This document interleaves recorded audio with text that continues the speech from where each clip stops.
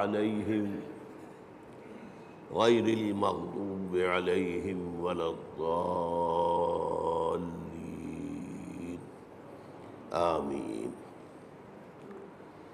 رب اشرح لي صدري ويسر لي أمري واحلل عقدة من لساني يفقهوا قولي اللهم ربنا ألهمنا رشدنا وأعذنا من شرور أنفسنا اللهم أرنا الحق حقا وارزقنا اتباعه وأرنا الباطل باطلا وارزقنا اجتنابه آمین یا رب العالمین۔ پچھلے جمعے میں ہم نے آیت بسم اللہ پر گفتگو کی تھی، اور صرف اس تمہید کے ساتھ کہ یہ آیہ مبارکہ قرآن مجید کی سورتوں کے درمیان تو صرف ایک دفعہ آئی ہے، وہ سورہ نمل میں ہے۔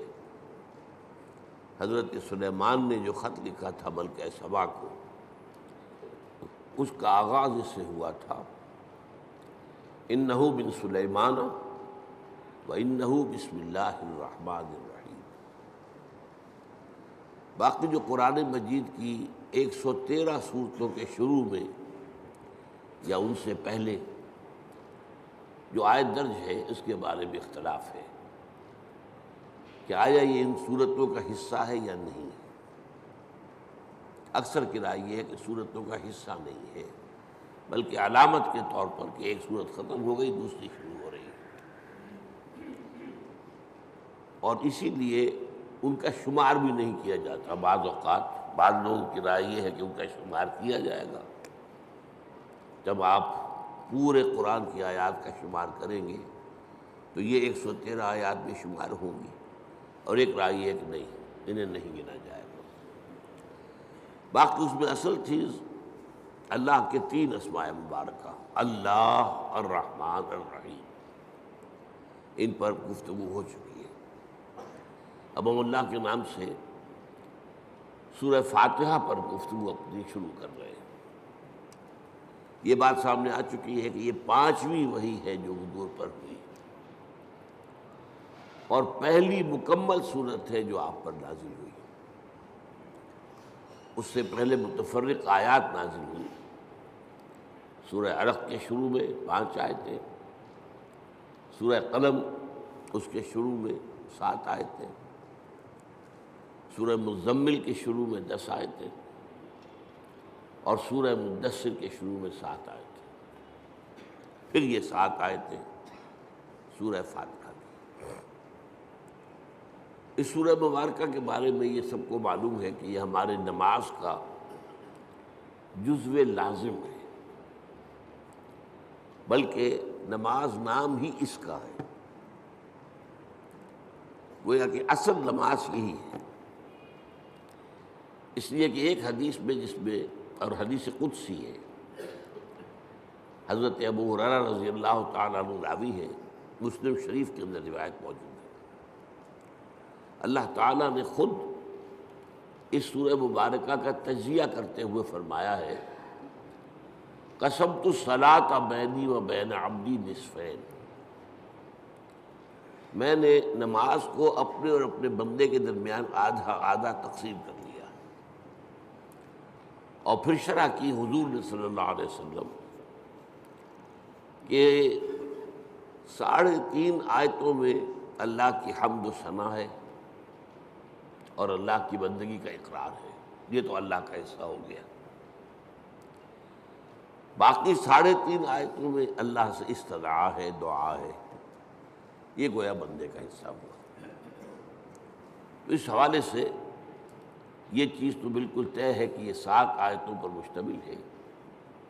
البتہ جو لوگ آیت بسم اللہ کو بھی شمار کرتے ہیں، پھر یا تو وہ 8 بن جائیں گی، لیکن ساتھ رکھنے کے لیے پھر وہ آخری 2 آیتوں کو ایک کرتے ہیں، صراط الذین انعمت علیہم غیر المغضوب علیہم ولا الضالین، اس کو ایک آیت مانتے ہیں۔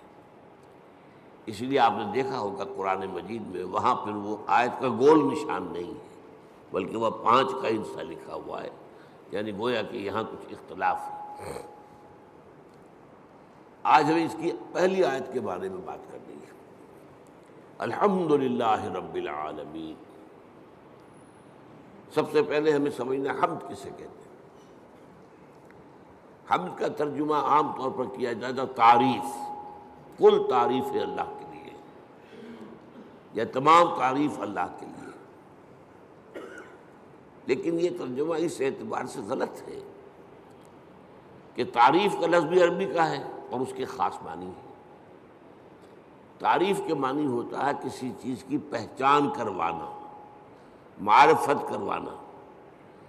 ہم کسی سے کہتے ہیں آپ کی تعریف کیا ہے، کیا مطلب ہے؟ آپ اپنا نام بتائیے، یہ نام آپ کی پہچان ہے، آپ کی تعریف کیا ہے؟ اس کا مطلب یہ نہیں ہوتا کہ آپ اپنی حمد بیان کریں، اپنی ثنا بیان کریں، اپنے فضائل بیان کریں، اپنے اعلیٰ مقامات بیان کریں، بلکہ تعریف کا مطلب ہے پہچان کروانا، پہچان کرنا بھی نہیں۔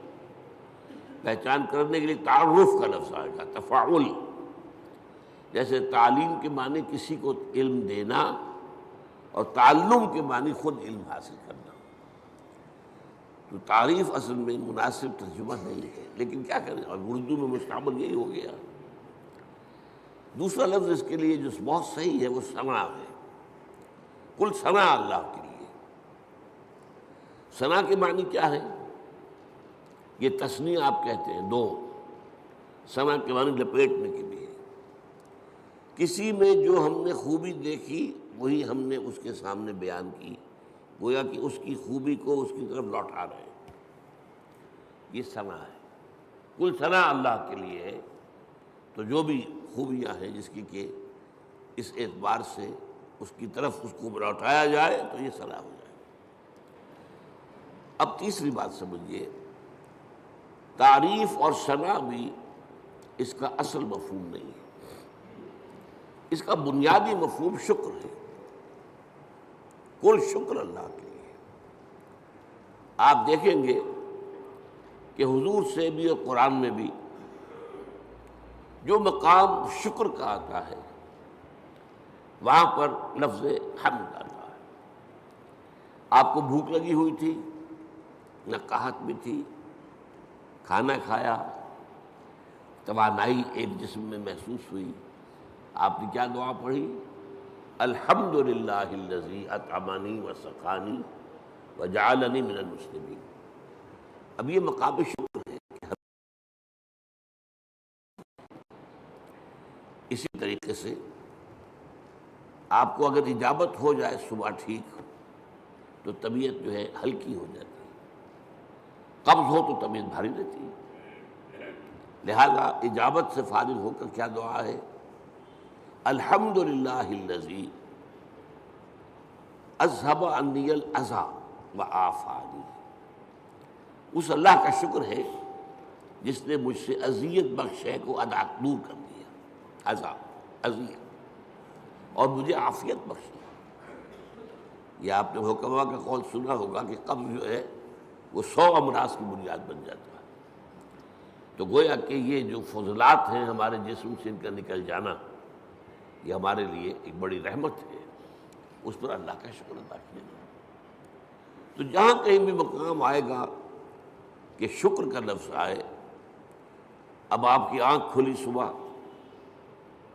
رات بھر کی کیفیت نیند کی جو تھی، آپ کا شعور آپ کے پاس نہیں تھا، اور ایک حدیث سے معلوم ہوتا ہے، قرآن مجید کی آیت سے بھی، کہ روح جو ہے وہ اللہ تعالیٰ نیند میں سلب کر لیتا ہے۔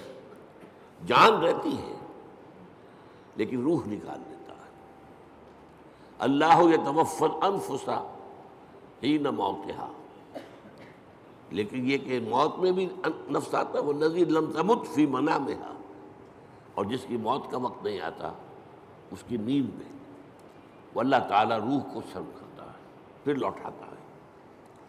تو اب اس کو گویا کہ حدیث میں کہا گیا کہ یوں سمجھیے کہ نصف موت تو ہو گئی نا، اور ہم کہیں گے کہ نیند جو ہے موت کی بہن ہے۔ اس کی دعا کیا سکھائی حضور نے؟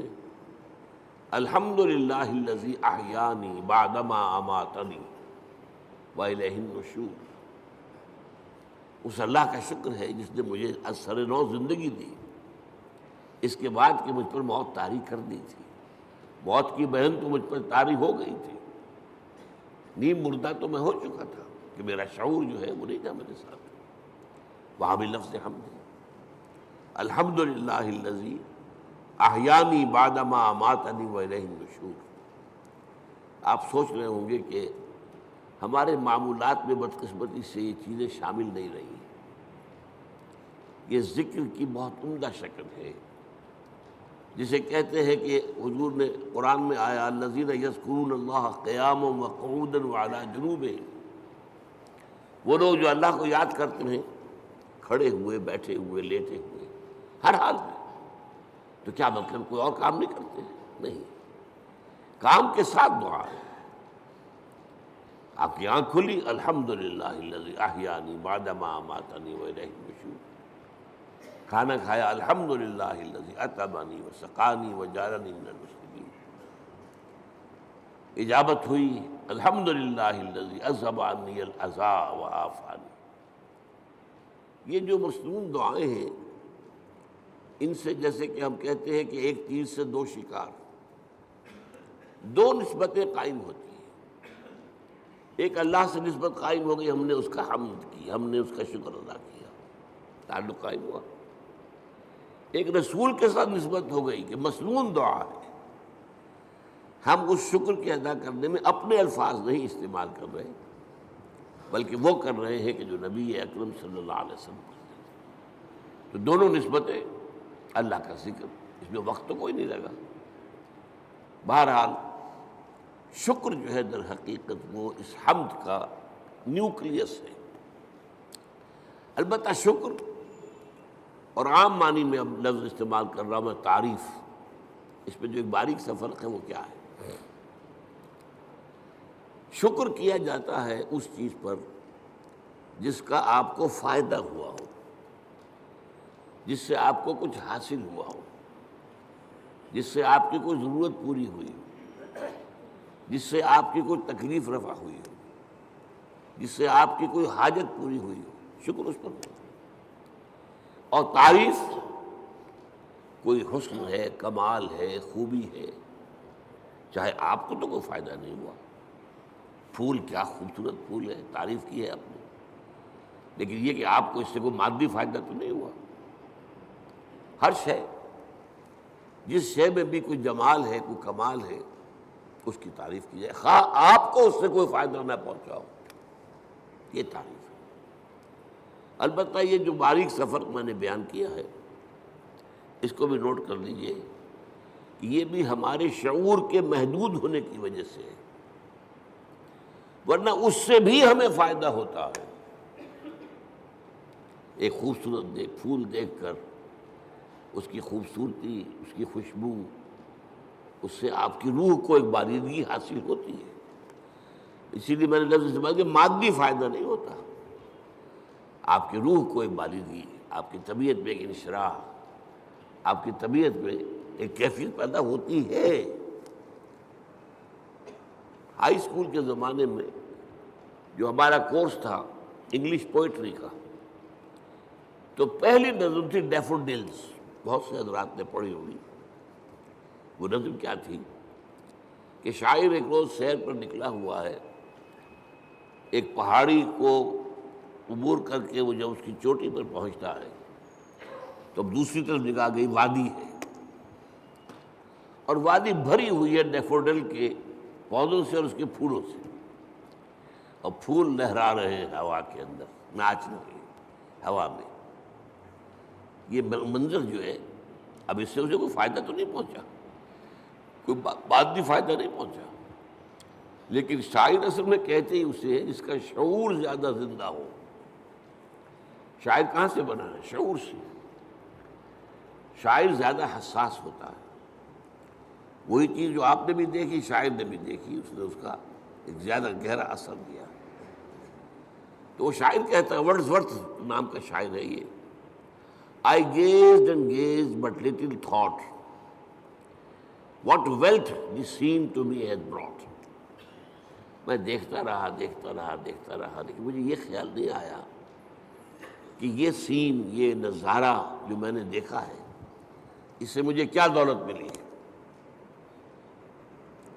اب اس کے بعد اسے احساس ہوا فراف من کاؤچ لائی، کیونکہ اکثر اب ہوتا ہے کہ میں جب اپنے کاؤچ پر اپنے بستر پر لیٹا ہوتا ہوں ان ویکنٹ اور ان پینسو موڈ، کسی فکر میں ہوں یا خالی ذہن ہوں، they flash upon that inward eye which is the bliss of solitude. وہ ڈیفوڈی کا نظارہ جو ہے میری اندرونی آنکھ کے سامنے آ جاتا ہے. They flash upon that inward eye which is the bliss of solitude، جو کہ انسان کی تنہائی کا سب سے بڑا یوں سمجھیے کہ اس کی نعمت ہے. And then my heart with pleasure fills and dances with the daffodils. اب پھر میرا دل جو ہے خوشی سے بھر جاتا ہے اور وہ بھی ان ڈیفوڈلز کے ساتھ ناچنا شروع کر دیتا ہے. تو یہ اندرونی چیز انسان کو ملتی ہے اور یقیناً، لیکن یہ کہ عام آدمیوں کو اس کا احساس نہیں ہوتا. البتہ جو مادی جو فائدہ ہوتا ہے، جیسے بھوک سے نجات ملی، پیاس سے نجات ملی، اور کوئی آپ کا کام ہوا، اسی طرح یہ لفظ استعمال ہوتا ہے قرآن میں. جب اللہ تعالی ہمیں پہنچا دے گا اپنے فضل و کرم سے جنت میں، جب داخل ہوں گے تو جو ترانہ ہوگا وہ کیا ہوگا ہماری زبان پر؟ الحمدللہ الذی ہدانا لہذا وما کنا لنہتدی لولا ان ہدانا اللہ. سارا شکر اس اللہ کا ہے جس نے ہمیں یہاں تک پہنچایا. یہ ہدایت کے معنی ہم جب آخری حصہ پڑھیں گے سورت کا تب تفصیل سے بات کروں گا. ہدایت کے درجے ہیں. ہدایت کا درجہ یہ بھی ہے کہ آپ نے کسی کو کوئی بات بتا دی، ایک درجہ اس سے آگے ہے اس کو خوب اچھی طرح سمجھایا. اب مثال کے طور پر کوئی شخص آپ سے کوئی پتہ پوچھ رہا، بھائی مجھے فلاں جگہ جانا ہے، ذرا مجھے بتائیے. آپ نے کہا یوں جانا، ادھر مڑ جانا، ادھر چلے جانا. امریکہ میں جو ہے وہ گنتی کرتے ہیں لائٹس کے ساتھ، ٹریفک لائٹس. 4 ٹریفک لائٹس کے بعد بھائی کو مڑ جانا، اس کے بعد پھر تیسری کے اوپر دائیں کو مڑ جانا. یہ بتا دیا آپ نے، یہ بھی ہدایت ہی ہے نا. ایک درجہ یہ ہے کہ آپ نے کہا بھائی لاؤ میں تمہیں پہنچا آتا ہوں. آپ نے اس کی انگلی پکڑی یا اپنی گاڑی میں بٹھایا اور اس کی منزل پر پہنچا دی. یہ منزل تک پہنچا دینا یہ ہدایت کا آخری مرحلہ ہے. اللہ نے ہدایت کا ابتدائی مرحلہ تو ہمیں کیا، ہمارے اپنے اندر ہدایت موجود ہے، نیکی اور بدی کی پہچان موجود ہے. الہمہا فجورہا و تقواہا. ہماری روح کے اندر اللہ کی معرفت بھی ہے اور محبت بھی ہے، موجود ہے. پردے پڑ گئے ذہول کے، غفلت کے. ہماری ساری توجہ جو ہے دنیا میں، ہم گم ہو کر رہ گئے، ورنہ ہمارے اندر ہے سب کچھ. قرآن کہتا ہے فطرت اللہ التی فطر الناس علیہا. یہ انسان کو جو بنایا اللہ نے، یہ فطرت اللہ پر بنایا. فطرت اللہ التی فطر الناس علیہا ہے ہمارے اندر. معرفت بھی ہے، محبت بھی ہے. محبت بھی خابیدہ ہے اور معرفت کے اوپر بھی ذہول کے پردے پڑے ہوئے. اسی لیے قرآن اپنے آپ کو کیا کہتا ہے؟ تذکرہ. کلا انہا تذکرہ، یاد دہانی ہے. فذکر بالقرآن من یخاف وعید. آپ تذکیر کیے، یاد دہانی کرائیے. یہ تعلیم نہیں ہے. تعلیم تو اس چیز کی ہوتی ہے جو پہلے انسان کو معلوم نہ ہو. تذکیر وہ ہے جو آپ کو یاد تھی، معلوم تھی، بھول گیا، لیکن آپ کے علم میں تھی، بھول گئے. تذکیر، یاد دہانی. بھئی فلاں وقت ہوا تھا نا معاملہ، تمہیں یاد نہیں رہا، یہ آپ تذکیر کر رہے ہیں. کوئی ادھر ادھر کی بات کر کے آپ بتائیں گے یاد آ جا، ہاں مجھے یاد آ گیا. یہ تذکیر. تو قرآن تذکیر کے لیے آیا ہے، تذکرہ ہے. ذکرہ بھی کہا گیا. وَلَقَدْ يَسَّرْنَا الْقُرْآنَ لِلذِّكْرِ فَهَلْ مِن مُدَّكِرٍ. اس یاد دہانی کے، ورنہ تمہارے اندر موجود ہے. اللہ کی معرفت ہے، اللہ کی محبت ہے، نیکی اور بدی کا شعور ہے. یہ دے کر دنیا میں بھیجا ہے تمہیں. اور اس کے بعد یہ ہے کہ اس سے اگلی ہدایت اللہ نے اپنی کتابیں نازل کر دی، اللہ نے اپنے نبی بھیج دیے، اپنے رسول بھیج دیے. پھر اس سے اگلی ہدایت کیا ہے؟ تم ارادہ کرو خیر کا اللہ توفیق دے گا اور انگلی پکڑ کر تمہیں پہنچائے گا۔ یہ ہے ہدایت کی وہ آخری منزل کہ جب وہ داخلہ ہوگا تو اہل جنت کی زبان پر یہ حمد کا ترانہ ہوگا، الحمدللہ الذی ہدانا لہذا وما کنا لنہتدی لولا ان ہدانا اللہ۔ اس میں یہ ہے کہ وہاں پہنچا دینا، لیکن اس دعا کو آپ یاد کر لیجئے، کبھی کوئی نئی بات آپ کے علم میں آ گئی تب بھی آیت پڑھیے، یہ اللہ نے مجھے علم دیا ہے، ہم اس قابل نہیں تھے کہ علم خود حاصل کر دیتے۔ وہ اس آیت کا ترجمہ کیا ہے؟ کل حمد کل شکر اس اللہ کا ہے جس نے ہمیں یہاں پہنچایا جنت تک۔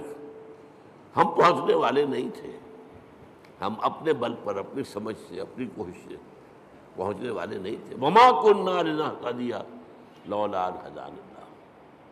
اسی طرح آپ کو کسی مجلس میں کوئی آپ کو محسوس ہو کہ آپ کے دل کو کوئی روشنی ملی ہے، کوئی آپ کو ہدایت کا کوئی نقطہ ہاتھ آیا ہے، کوئی ہدایت کی طرف آپ کی کوئی توجہ ہوئی ہے، یہ دعا مانگیے، الحمدللہ الذی ہدانا لہذا وما کنا لنہتدی لولا ان ہدانا اللہ۔ چاہے وہ کسی کے ذریعے سے آیا ہو، لیکن الٹیمیٹ سورس تو اللہ ہے نا۔ خود اس کو کس نے بتایا تھا؟ اللہ نے بتایا تھا۔ ہمیں جس نے سکھایا ہے اسے کس نے سکھایا تھا؟ اللہ نے سکھایا تھا۔ اسی طرح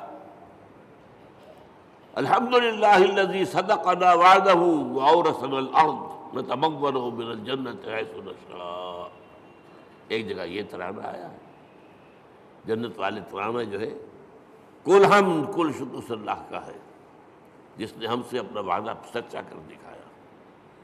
اس نے ہم سے کہا تھا کہ تم میرے راستے میں چلو گے میں تمہیں جنت دوں گا، آج ہمیں اللہ نے وہاں پہنچا دیا۔ صدقنا وعدہ، اس نے اپنا وعدہ ہمارے ساتھ سچ کر دکھایا اور ہمیں بنا دیا وارث، اس جنت کی زمین کا وارث بنا دیا۔ ہم جہاں چاہے ڈیرا لگائیں، کھلی چھوٹ ہے ہمیں۔ الحمدللہ الذی صدقنا واورثنا الارض، زمین کا ہمیں وارث بنا دیا۔ اس سے بعض حضرات چاہیے کہ جنت کی ابتدائی منزل اسی زمین پر ہوگی، زمین کا وارث بنا دیا گیا۔ واورثنا الارض، بعض نے کہا نہیں، ارض سے مراد ارض جنت ہے، جنت کی زمین کا ہمیں وارث بنایا۔ لیکن میری ذاتی رائے بھی یہی ہے، اصل میں حساب کتاب یہی ہوگا، میدان حشر اسی زمین میں ہوگا، اس لیے کہ قصہ زمین برسر زمین، آپ نے نیکی یہی کمائی ہے، بدی بھی یہی کمائی ہے، اس کی سزا بھی یہی ہوگی اور اس کی جزا بھی شروع یہاں ہوگی، لیکن شروع ہوگی، جزا کے مرحلے ہیں، پھر اس کے بعد جنت، آسمانی جنتوں کی طرف عروج ہوگا۔ لیکن وہ جو میں نے کئی دفعہ آپ کو بتایا ہے، قرآن مجید میں ایک نزل کا لفظ آتا ہے، نزل، اور ایک عربی میں ضیافت کا لفظ، ان دونوں میں فرق کیا ہے؟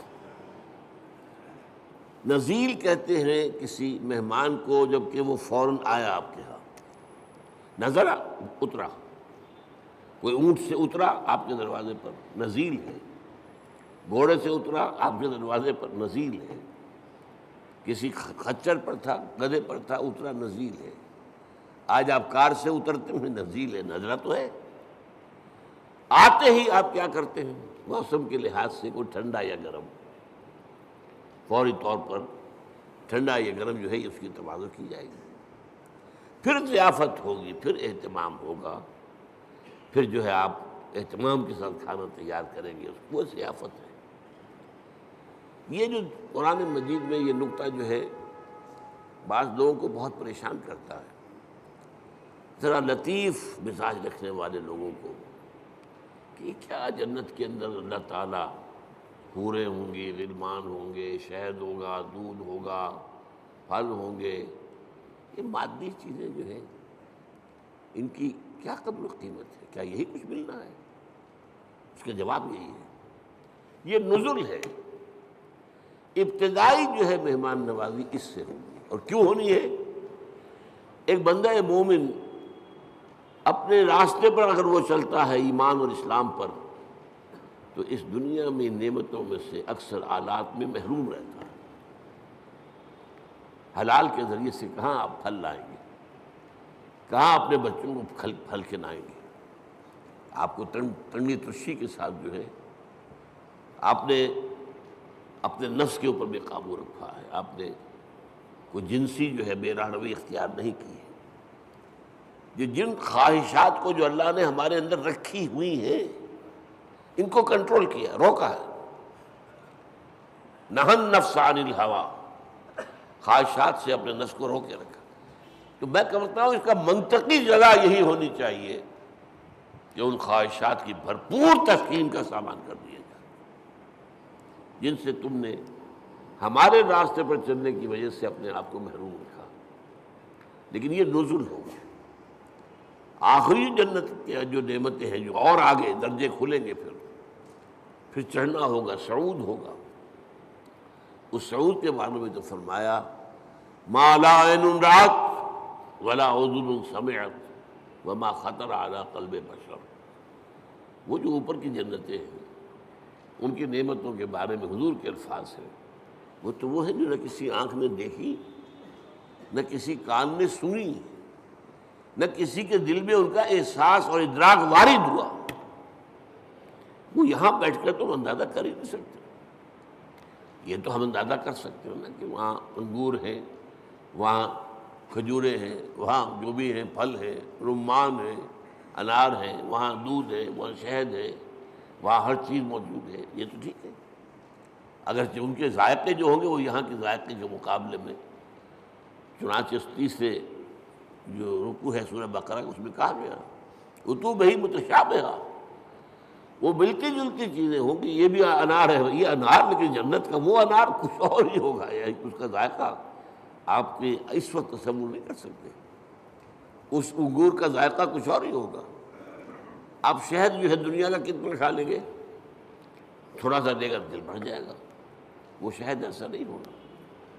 جیسے وہاں کی آگ ایسی نہیں کہ ایک دفعہ جلا دے تو بس جل گیا جسم، نہیں، پھر کھال دے دی جائے گی، پھر جو ہے دوبارہ اس کے اندر حس پیدا کر دی جائے گی۔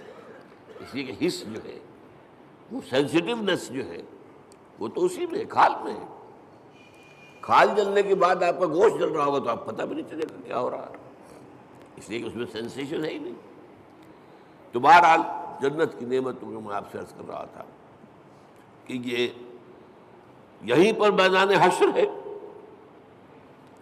اب میرا گمان ہے، اب یہ باتیں جو ہیں وہ یقین کے درجے میں نہیں ہے، نہ ان کو اس بانی میں آپ لیجئے۔ میرا گمان یہ ہے کہ جہنم اس زمین کے پیٹ میں موجود ہے۔ آپ کو معلوم ہے جو وہاں کی گرمی ہے، جب آتش فشاں پھٹتا ہے تو کیا نکلتا ہے؟ لاوا۔ وہ چٹانیں جو ہیں پگھلی ہوئی، وہ لاوا، وہ سارا تو پیٹ میں ہے۔ اب کیا ہوگا سوچئے، ایک گیند ہے، فٹ بال ہے، اس کے پیٹ میں کچھ ہے۔ جب آپ اس گیند کو کھینچیں گے ادھر سے ادھر سے، چپٹی ہوگی تو درمیان کی چیز باہر آ جائے گی کہ نہیں؟ وَإِذَا الْأَرْضُ مُدَّتْ وَأَلْقَتْ مَا فِيهَا وَتَخَلَّتْ۔ وہ دن قیامت کا کیا جب زمین کو کھینچا جائے گا۔ وَإِذَا الْأَرْضُ مُدَّتْ إِذَا السَّمَاءُ انشَقَّتْ وَأَذِنَتْ لِرَبِّهَا وَحُقَّتْ وَإِذَا الْأَرْضُ مُدَّتْ وَأَلْقَتْ مَا فِيهَا وَتَخَلَّتْ وَأَذِنَتْ لِرَبِّهَا وَحُقَّتْ۔ اب وہ کھینچیں گے آپ تو اس کے اندر سے درمیان چیز باہر نکل آئے گی۔ یہ ہوگی جہنم۔ اس جہنم کا معاملہ اسی زمین میں سے نہیں۔ پھر وہی لفظ کہہ رہا ہوں، جس سے زمین برسر زمین۔ لیکن یہ کہ جنت جو وہ ہوگی زمین کی، وہ صرف پہلی منزل ہے اس کی۔ وہ آپ کہہ لیجئے کہ وہ در حقیقت استقبالیہ ہے جو وہاں پر ہو رہا ہے، اور وہاں پر نزل دیا جا رہا ہے۔ یہ ساری چیزیں جو گنوائی گئی ہیں قرآن میں، یہ نزل کے درجے میں، پھر اونچے درجے ہوں گے، پھر اونچے درجے ہوں گے۔ تو بہرحال یہ میری بات کہاں سے چلی تھی؟ الحمدللہ الذی صدقنا وعدہ واورثنا الارض نتبوأ من الجنۃ حیث نشاء۔ کل شکر اس اللہ کا ہے جس نے ہم سے اپنا وعدہ پورا کیا اور ہمیں زمین کا وارث بنا دیا. یہ زمین جیسا کہ میں نے کہا اکثر کے نزدیک تو جنت ہے، جنت کی زمین جس کا وارث ہم بنے، لیکن بعض کا خیال، میری رائے بھی یہی ہے، وہ یہی زمین ہے. اس لیے کہ آپ کو معلوم ہے سورہ فجر میں کیا فرمایا، وَجَاءَ رَبُّكَ وَالْمَلَكُ صَفًّا صَفًّا. جا ربک، آ جائے گا تمہارا رب. اللہ تو نزول فرمائے گا، میدان حشر میں آئے گا، یہی مقدمہ ہوگا، یہی عدالت لگے گی.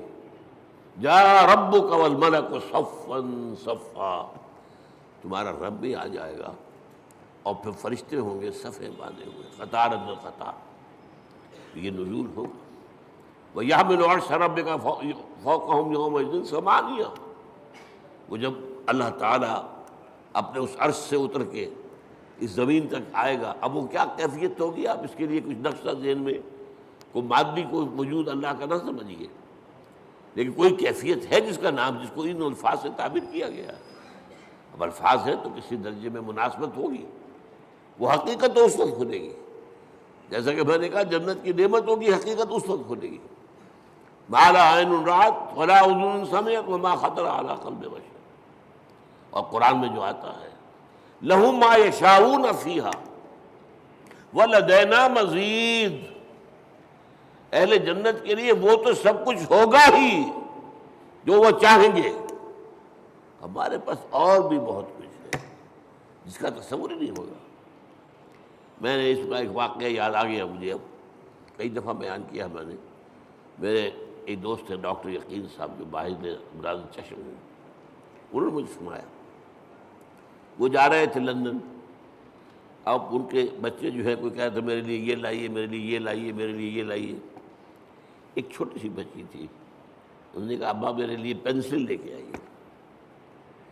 اب وہ لندن سے پینسل منگوا رہی ہے، اس کا ذہن اس سے آگے ہے ہی نہیں. وہ لڑتی ہوگی اپنے بڑے بہن بھائیوں سے، وہ اس کو چھینتی ہوگی، مجھے دو میں کچھ لکھوں یا لکیریں کھینچوں کہیں، اور وہ بڑے بہن بھائی اس کو چھینتے ہوں گے اس سے. تو اس کے لیے تو بہت بڑی نعمت تھی پینسل، تو ابا میرے لیے پینسل لے کے آئیں گے. تو ہم کہاں تک تصور کریں گے، ہمارا ذہن بہت چھوٹا ہے. لہم ما یشاؤون فیہا، وہاں وہ تو سب کچھ ہے ہی ہے جس کا کہ ان کے اندر تمنا ہے، آرزو ہے، خواہش ہے، جس کی سمجھ ہے، جس کا ادراک ہے، جس کا شعور ہے. وَلَدَيْنَا مَزِيدٌ، ہمارے پاس اور بہت کچھ ہے. اور یہاں وہ جوڑ لیجئے ما لا عین رأت ولا اذن سمعت وما خطر علی قلب بشر. تو یہ اصل میں حمد ہے، شکر. الحمدللہ، یہاں الف لام جو لگ گیا ہے، اور اسے اصل میں کہا جاتا ہے لام، صرف الف لام نہیں کہتے، لام تعریف. الف جو ہے یہ حمزۃ الوصل کہلاتا ہے، کیونکہ کوئی لفظ جو ہے وہ ساکن لفظ سے شروع نہیں ہو سکتا. اب اسٹیشن، تو کیا کہیں گے، سٹیشن ہو جائے گا عام طور پر. یا یو پی وغیرہ میں کیا روایت ہے، اسٹیشن، وہ اس کے ساتھ الف لگا لیتے تھے. سکول، سین ساکن ہے، کیسے بولے اس کو، کوئی زبر لگے گا. یا وہ اسکول اسٹیشن. تو ہمارے ہاں کالج میں چڑھاتے تھے لوگ ایک دوسروں کو جو یو پی سے آئے تھے، ان سے کہا آج تم اسکول کہتے ہو، تم اسٹیشن کہتے ہو، اور وہ کہتے تم سٹیشن کہتے ہو، تم سکول کہتے ہو. تو یہ ہے، تو یہ حمزۃ الوصل کہلاتا ہے جوڑنے کے لیے. ورنہ صرف لام ہے، لام تعریف. یہ لام بہت سی قسموں کا ہے. ایک تو کسی شے کو نکرہ سے معرفہ بنا دینا. العلم، علم نکرہ ہے، وہی علم. العلم معین علم، خاص علم، یا مکمل علم، یا حقیقی ال سے وہ نکرہ سے معرفہ بن گیا. ایک ال کا معنی یہ لام جو ہے حصر ہوتا ہے. الانسان، کل کے کل انسان. الانسان کا مطلب یہ ہوا یا تو وہ جو معرفہ بنایا تو یا تو ہوگا کوئی معین انسان، اور یا کل انسان. والعصر ان الانسان لفی خسر، زمانے کی قسم ہے تمام انسان خسارے میں ہیں، گھاٹے میں۔ تو الف لام، لیکن لام کہنا چاہیے، یہاں کل کے معنی میں، کل تعریف اللہ کے لیے، کل ثنا اس کے لیے، کل شکر اس کا۔ اب آپ نے سوچا اس سے کس چیز کی جڑ کٹ گئی؟ شرک کی جڑ کٹ گئی۔ دنیا کن چیزوں کو اللہ کے ساتھ جمع کرتی ہے جن سے انہیں کوئی فائدہ پہنچتا؟ سورج دیوتا ہاتھ جوڑ کے کھڑے ہو گئے، انہیں پتہ ہے اسی کی تمازت سے ہماری فصلیں پکتی ہیں، ہمیں معلوم ہے اسی سے ہوائیں چلتی ہیں، وہ ہوائیں بارش لے کے آتی ہیں۔ گویا کہ اس حیات عرضی، اس زمین پہ جو حیات ہے وہ کل کی کل صورت کی مضمون احسان ہے، لہذا ہاتھ جوڑ دیا، سجدہ کر دیا، سجدہ۔ لیکن اگر معلوم ہو کہ سورج میں کچھ نہیں ہے، جو کچھ اس میں ہے وہ اللہ کا پیدا کردہ، تو الحمدللہ، کل شکر اللہ کا ہے۔ یہ الحمدللہ جو ہے یہ در حقیقت جڑ کاٹ دینے والا ہے شرک۔ کسی اور میں کوئی خوبی دیکھی، پھول خوبصورت ہے، آپ کہیں گے، عام آدمی کہے گا بڑا خوبصورت پھول ہے، بندہ مومن کیا کہے سبحان اللہ، اسے تو اللہ یاد آیا، اس پھول میں تو کچھ نہیں ہے، تو اللہ کی طرف سے اس کو عطا کردہ ہے۔ آپ کو تصویر دیکھتے مصور کی، اگر وہ بہت اچھی بنی، کس کی تعریف کرتے؟ مصور کی تصویر کی؟ تعریف تو مصور کی ہے جس نے کہ تصویر کھینچی ہے، بنائی ہے۔ تو در حقیقت الحمدللہ، اور یہ جان لیجئے یہی شکر جو ہے یہی عبادت کی شکل اختیار کرتا ہے۔ کیوں؟ اس لیے کہ ایک اصول ہے فطرت انسانی کے اندر مضمر ہے، هل جزاء الاحسان الا الاحسان، یہ سورہ رحمان کی آیت ہے، بھلائی کا بدلہ بھلا ہی ہوگا نا۔ کسی نے آپ کے ساتھ کوئی خیر کیا ہے، اچھا کام کیا ہے، آپ کے دل میں ہوگا میں بھی اس کی کوئی خدمت کروں۔ اگر انسانیت آپ میں ہے تو اس شکر کا بدلہ، جیسے کہ ہمیں معلوم ہے کہ حضور ہدیہ قبول کرتے تھے لیکن ہدیہ دیتے بھی تھے، چنانچہ جو بھی کوئی آپ کے ساتھ بھلائی کرے آپ اس کے ساتھ بھلائی کریں۔ والدین کی بھلائی وہ اتنی ہے کہ ہم کتنی ہی خدمت کر لیں ان کا حق ادا نہیں ہوگا، اور سوائے اس کے کوئی چارہ کار نہیں کہ اللہ ہی سے دعا کریں، اے اللہ ارحمہما کما ربیانی صغیرا، پروردگار جس طرح میرے والدین نے مجھے پالا پوسا جبکہ میں چھوٹا سا تھا، تو ان پر رحم فرما، میں ان کا حق ادا نہیں کر سکتا۔ بس البتہ یہ کہ انسان مقدور بر تو کرتا ہے، سلیم الفطرت انسان ہو، فطرت کج نہ ہو گئی ہو، پرورٹڈ نہ ہو، تو والدین کی خدمت، بوڑھے والدین کو۔ آپ کو معلوم ہے صرف دو چیزیں ہیں جن کے بارے میں کہا گیا ان کو دیکھنا بھی عبادت ہے۔ محبت اور تعظیم کی نگاہ سے کعبے کو دیکھنا عبادت ہے، چاہے آپ طواف نہیں کر رہے، چاہے آپ کوئی نماز نہیں پڑھ رہے، کعبے کے سامنے بیٹھ کر محبت اور تعظیم کے ساتھ اس کو دیکھنا عبادت ہے۔ بوڑھے والدین کو دیکھنا محبت کے ساتھ عبادت، یہ حضور نے فرمایا۔ تو آپ جو ہے اپنی امکانی حد تک تو اس کا آپ جو ہے بدلہ اتارتے ہیں۔ انہوں نے پالا پوسا جبکہ میں چھوٹا سا تھا، میری ضروریات پوری کی، اب یہ بوڑھے ہیں، یہ محتاج ہیں، اب ان کی ضرورتیں میں پوری کروں۔ اگرچہ جیسا کہ میں نے کہا کہ حق ادا نہیں ہو سکتا، لیکن اب آپ سورج کا کیا حق ادا کریں گے؟ کچھ بھی نہیں کر سکتے۔ یہ جذبہ شکر جو ہے سورج کا، یہ عبادت کی شکل اختیار کرتا ہے۔ جہاں آپ کو بدلہ نہیں دے سکتے، سر جھکا دیجیے، تعظیم کیجیے اس کے سامنے سجدہ کیجیے، یہی تو ہے شکر سے عبادت۔ یہ فلسفہ ہے، سمجھ لیجیے، شکر کی بنیاد پر عبادت ہے۔ اسی لیے تو جس کو کہا حضور نے، اور میں نے ابھی حدیث آپ کو سنائی تھی، حدیث قدسی، الصلاۃ، جو اصل دعا ہے اس کی پہلی آیت ہی ہے الحمدللہ رب العالمین۔ قرآن کی پہلی آیت، پہلا لفظ کیا ہے قرآن کا؟ اگر آیت بسم اللہ اس میں شمار نہ کی جائے، جیسا کہ میں نے کہا کہ غالب رائے یہی ہے کہ وہ اس کا حصہ نہیں ہے، تو پہلا لفظ قرآن کا کیا؟ الحمد. اور آپ کو معلوم ہے یہ لفظ کتنا پیارا ہے اللہ کو. حضور کے نام سارے کے سارے اسی مادے سے ہیں.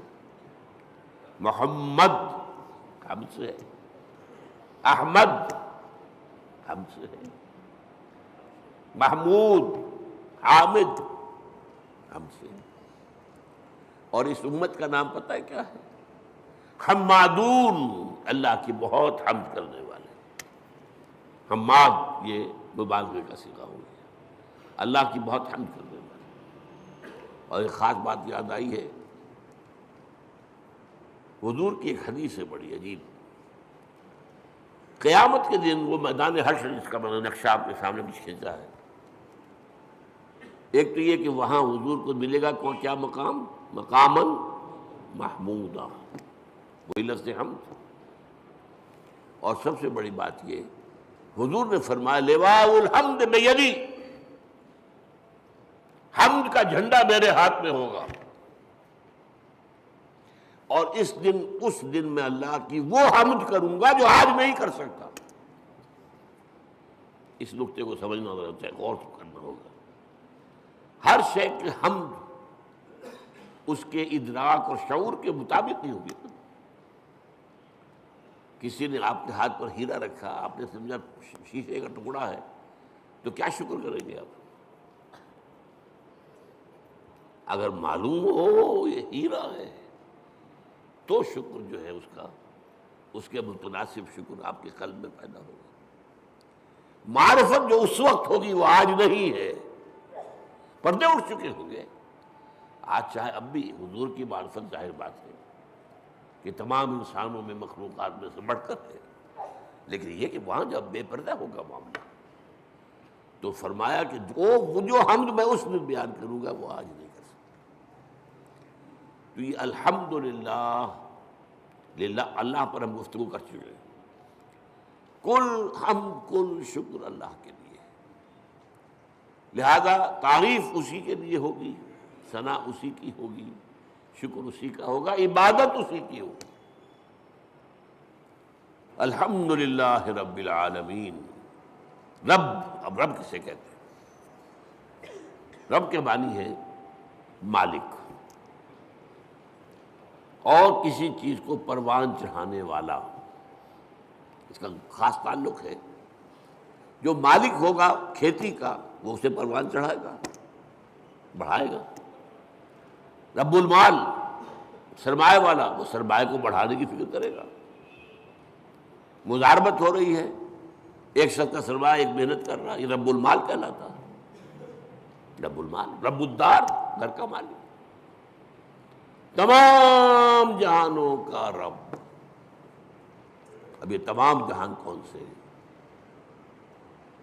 ایک عالم دنیا ہے، ایک عالم آخرہ ہے، ایک عالم برزخ ہے، ایک عالم ملکوت ہے، ایک عالم ملائکہ ہے، ایک عالم حیوانات ہے، ایک عالم انسانیت ہے. جتنے چاہے جوڑتے چلے جائیے. یہ سارے عالم، ان سب کا رب وہی ہے. یہ بھی در حقیقت اسی شرک کو کاٹنے والا. یہ کوئی بھی اس میں شریک نہیں ہے.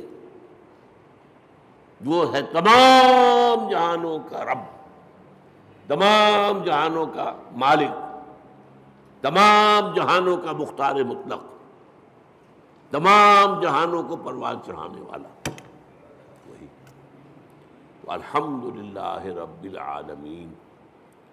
کل حمد کل شکر کل ثنا اس اللہ کے لیے جو تمام جہانوں کا پروردگار ہے، پالنہار ہے، روزی رساں ہے، مالک ہے، آقا ہے. جیسا کہ آقا کے لیے بھی رب کا لفظ آتا ہے. جب زلیخا نے گناہ کی دعوت دی تھی حضرت یوسف کو، کیا کہا تھا انہوں نے؟ انہ ربی احسن مثوایا. یہ تمہارا شوہر جو ہے عزیز مصر، وہ میرا آقا ہے. ظاہر بات ہے خریدا تھا اس نے، اور اس نے مجھے بہترین طریقے پر رکھا ہے، میرے ساتھ اس نے سلوک کیا ہے، اب میں اس کے ساتھ خیانت کروں تو مجھے کس چیز کی دعوت دے رہی ہے؟ تو رب تو اسی طریقے سے حضرت یوسف کے پاس جب ایلچی پہنچا تھا جیل میں، تو کہا گیا جہاں اپنے رب کے پاس، میں نہیں جاؤں گا اس کے پاس جب تک کہ وہ معاملہ طے نہ ہو جائے جو مجھے بدنام کیا گیا تھا اور بدنام کر کے جیل میں پہنچایا گیا تھا۔ واقعی میں داغدار تھا یا نہیں؟ ارجع الی ربک، لوٹ جاؤ اپنے رب، بادشاہ کو رب کہا گیا، تو رب